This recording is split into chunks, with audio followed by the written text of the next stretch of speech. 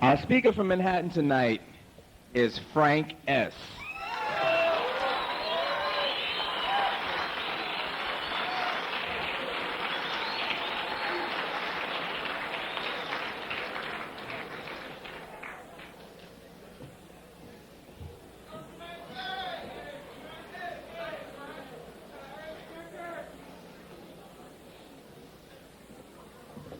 Hi, I'm Frank, and I'm an addict.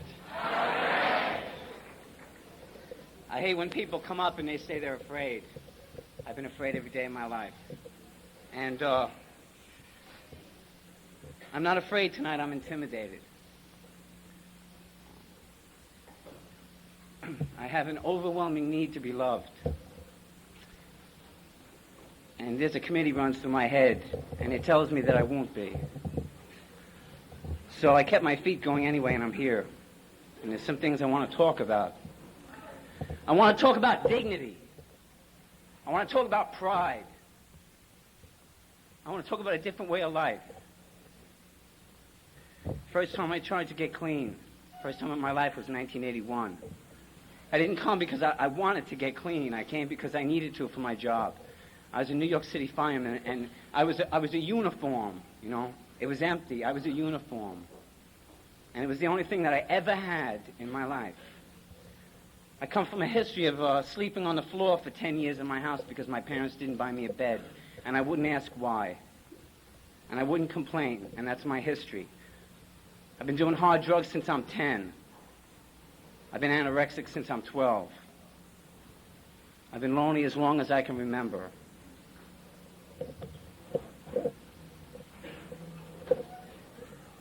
There's a lot of hard times that I never got a chance to share with anyone. And this uniform was everything to me. It was all I ever was.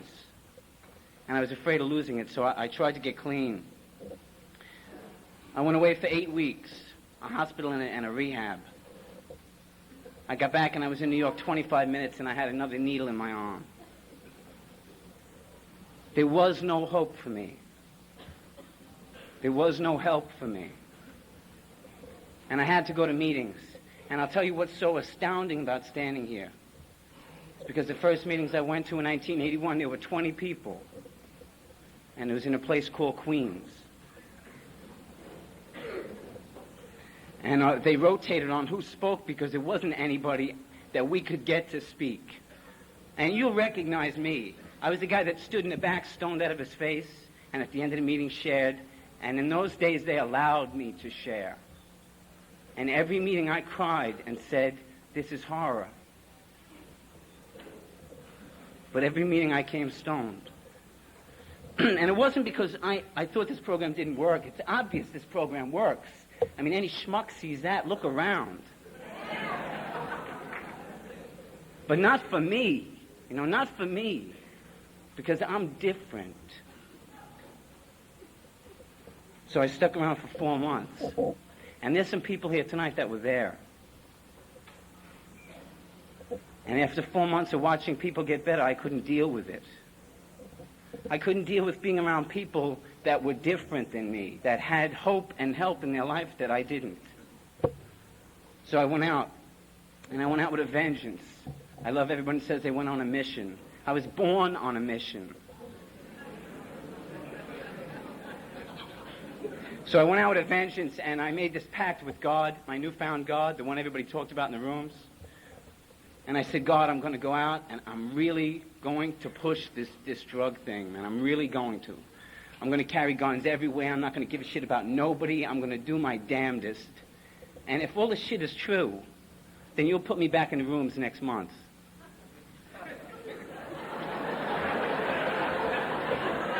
Why, that don't make sense?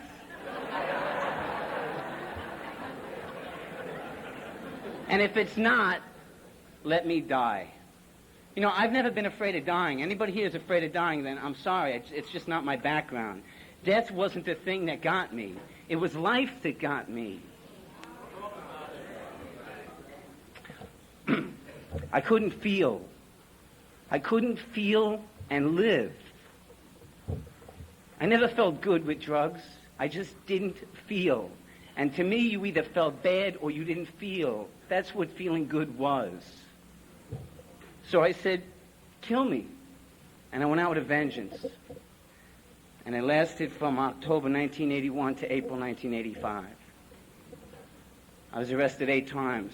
I spent 33 weeks in a hospital. I had endocarditis twice. I had acute hepatitis 3 times. I had osteomyelitis. They had to cut my chest open to take out bones. And the day I woke up in the recovery room, I stuck a needle in my IV bag and I got high. Because that's what we do.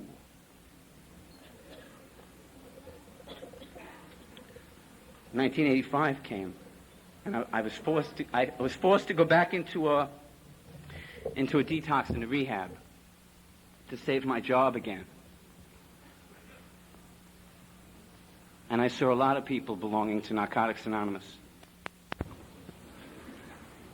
And they said there was a better way. And I didn't know any better way. And for once in my life, I stood still. And I took a chance. I didn't trust, but there was nothing else to do. I got clean, and I got a real gift tonight. Aside from this is a gift that I couldn't ever thank you for. But I was in my room tonight, and my sponsor called, and we were talking on the phone, and he said, that first year that you had, all you ever did was say, I'm a worthless piece of shit. And I remember doing that. And then one day he said he didn't want to hear me say that. So I stopped saying it, but I used to say it as a joke, kind of like, you know, it would make it a joke, like, I'm shit, ha ha ha ha. And one day he grabbed me and he was so angry. And he said, not even in kidding, Frank, I don't ever want to hear you say that. It's been about 2 years since I said that, because I'm not.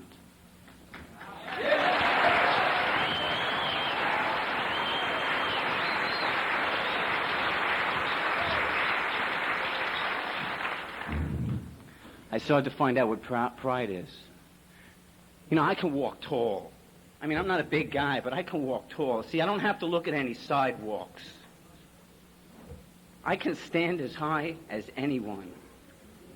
And I don't have to be a clown for you. And I don't have to be a big, heavy message deliverer for you. Because I can't. But I'll tell you about my life. I got an apartment in Manhattan, and I'm comfortable. I sleep at night.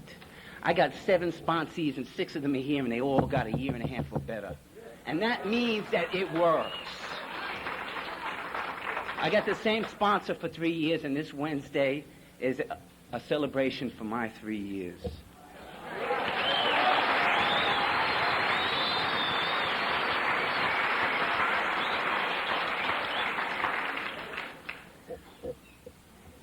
I got overwhelmed coming in here tonight, and it wasn't so bad getting up here as it was walking down the hall, because so many people that I know from Manhattan kept coming over and saying, nothing worse than, I love you, and I wanted to throw up. You know, you can say anything you want, but like, don't screw me up like that. You know? And it hurts. I mean, can you relate to that? It hurts to hear that. It was 32 years in the coming. I want to talk about dignity. You know, we have an issue here, and it's like we tiptoe around it, and I don't want to get into any political kind of things. But the issue is called AIDS, and I only want to mention one thing about it. I keep hearing a phrase everyone uses, dying with dignity. It's about living with dignity. I mean, like, I'm tired of looking at things with this negative attitude. We're not dying here. There's nobody in this room dying today. We are living today.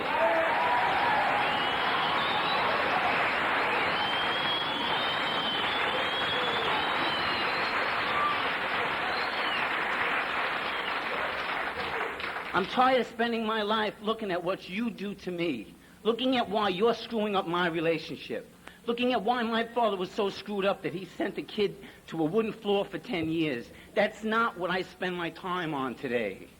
My time is like, what do I contribute? And not what I do wrong, because I don't do anything wrong. It's what I don't do. You know, I have goals in my life today, and one of them is to stay clean. And I have to look at what I do towards that goal and what I'm not doing towards it. It's about waking up in the morning and taking a good look at what I have. I'm healthy. I have a place that I sleep and it's dry. I have a car. I got more friends than I have the time to call. I have a job that gives me enough money to live in a comfortable lifestyle. I have a career that I am excelling at. I have straight people in my life that call me up and say they need to talk to me.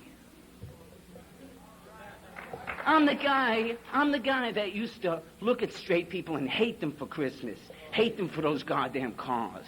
Want to like hurt somebody just because they had something that I felt I couldn't have. There's nothing we can't have.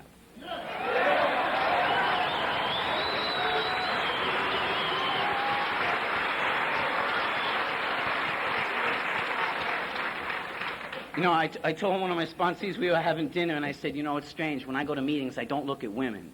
And then I come to a convention, we have some great-looking women in this fellowship.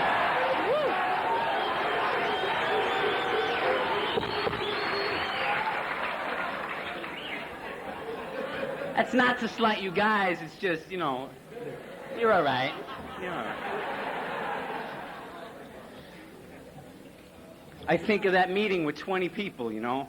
And then we opened a meeting in the Bronx, and the 20 people from Queens used to drive to the Bronx. It'd be the same 20 people in a different room. That's true. I'm not making that up. You'd hear the same story over and over. There wasn't any chips. They told me that I didn't have to get high, and I thought, I don't know who you're talking to, but you're not talking to me. You don't know me. I'm different. And then I look for the things that are different. Did you sleep on a wooden floor for 10 years? Well, that's why you don't need to get high. I need to get high.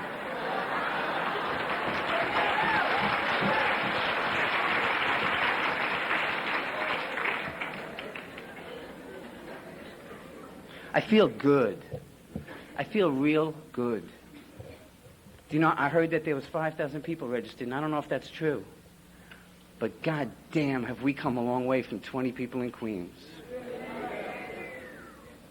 And I hear all this disunity. We pull this disunity about California and New York and this recovery and that recovery. Recovery is recovery. You're doing it or you're not.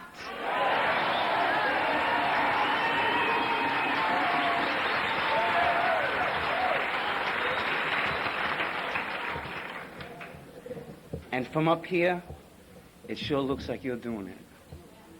And it's something to be real proud for me. I'm real proud to be part of this family. I don't run into the straight world and say, I'm an addict. You know? I don't do that. I did that in the beginning. I said, I'm proud I'm an addict now. I don't care who knows it. I'm grateful to be an addict. And then, you know, you show up like on the street corner. Hi, I'm recovering from drug addiction. People say, thanks. That stopped like after about a year. I started realizing that maybe that wasn't the best thing for me to do. I worked the other night. I had to work for like 48 hours, and I was in this pizza place doing work, and it was dark, and I was with all these straight people, and I hadn't made a meeting in about a week. And I was obsessing because I thought, how can you not make a meeting for a week, go to a convention, and make any sense? These people are going to throw tomatoes. So I sat there freaking out. It was Mother's Day, and I was obsessed. You know, my mom died 2 years ago. I was obsessed. And I was sitting there, and this straight woman said, you know, what's the matter? You look in a bad mood. And this straight guy said to me, you know, what do you feel? I don't know where they learn that stuff.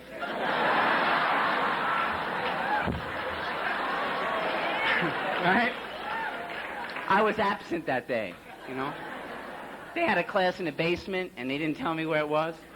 The guy says, well, how do you feel? And I said, real honestly, suicidal. So he walked away. And he came back, and he looked at me and he said, anxiety. And I thought, who told you that? You know, like, I'm an addict. I either feel good or suicidal. Anxiety is something like I don't really relate to. You know, like you wake up and say, I think I'm a little anxious today. I think maybe I need to make a phone call, you know? I don't do that. I wake up and people call and I say, I feel great. And then like 2 days later, I'm suicidal. That's what happens. So he said, anxiety. And I thought, anxiety, right. Anxiety, that's what I feel, anxious. What do? He said, why do you have to do anything? You're anxious.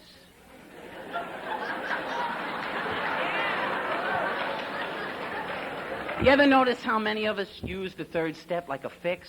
Like, you know, cook it up and shoot it and you'll feel better. Turn it over. You lost your job, turn it over to God. You'll feel better. No, man, I lost my job, you know? You eat tomorrow morning and I don't.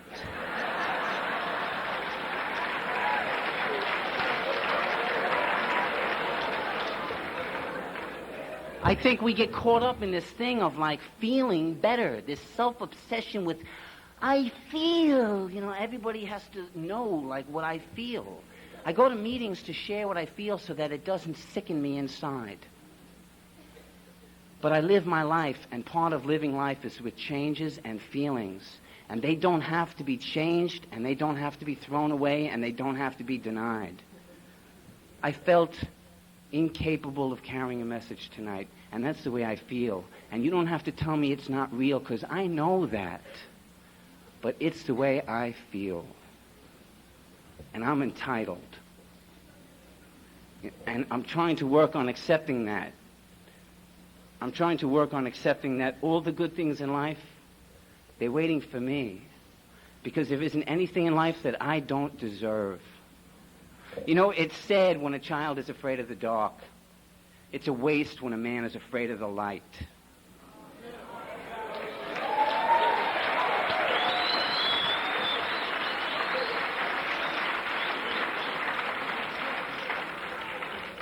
This is the light. And on this weekend, if you get depressed, that's okay. And if you need to share it, share it. And if you don't, share it anyway. And you don't have to get rid of it, and you don't have to smile for anybody. You don't have to be a clown, and you don't have to be a lover, and you don't have to spread your legs. All you have to do is live. That is so simple. And it is so far beyond us. I'm tired of not accepting who I am.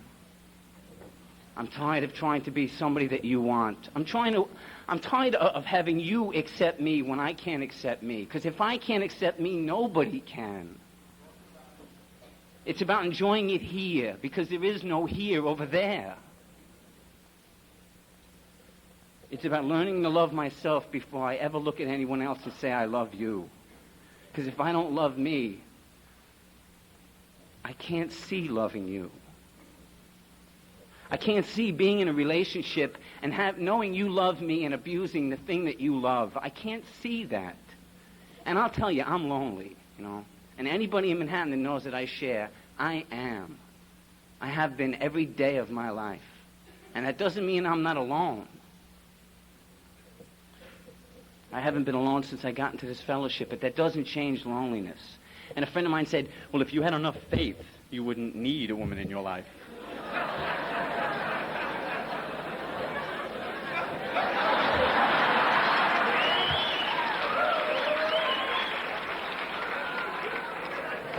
Well, if I had that kind of faith, I could be a pope and I wouldn't need a woman in my life. Right.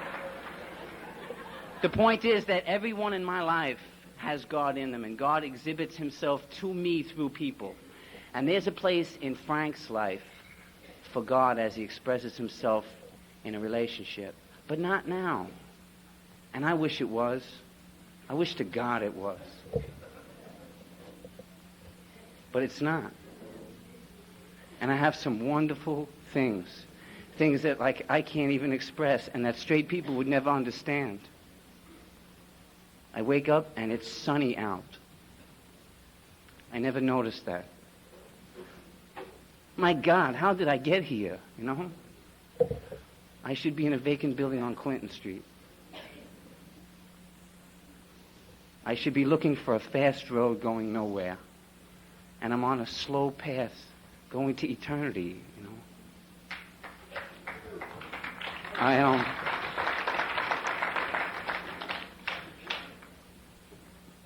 I really love the opportunity that you gave me to come and to speak with you. You are more important to me than I could say. Much more frightening than the people out there. Because I know that you know what I feel. And that is so frightening. But the reward of being open is being open. The reward of loving someone is the ability to love someone. The reward of taking risks is the ability to take risks. And it doesn't mean that I'll be loved or that everything pans out. It means that I'm getting better. And there isn't a single person in this room tonight that can't say that. We're getting better. And I thank God for having the opportunity that a lot of my friends didn't get. I thank God for being able to come up here when I truly didn't want to. I thank God for every single person that was at that meeting in Queens that stuck around. And all the conventions. And all the people that cried when their family died and when they lost loves and when they lost jobs. I thank God for those people that did that. Because if they did what I was doing, which is shutting up and keeping it to myself, we wouldn't have a room here and I would die.